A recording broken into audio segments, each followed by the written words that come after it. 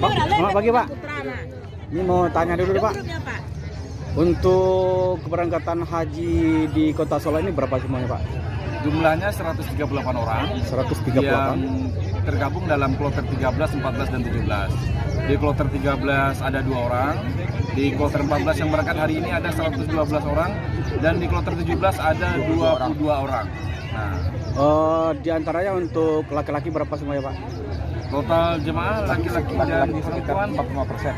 45% laki-laki. Yang laki-laki 45. Ya. Berarti selebihnya yang wanitanya atau perempuannya Pak. Itu rencananya kalau untuk haji tahun ini 45 ya Pak ya?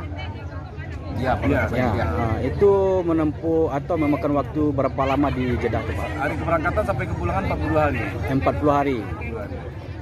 Setelah itu nanti pesawatnya juga ya untuk balik sini sama juga.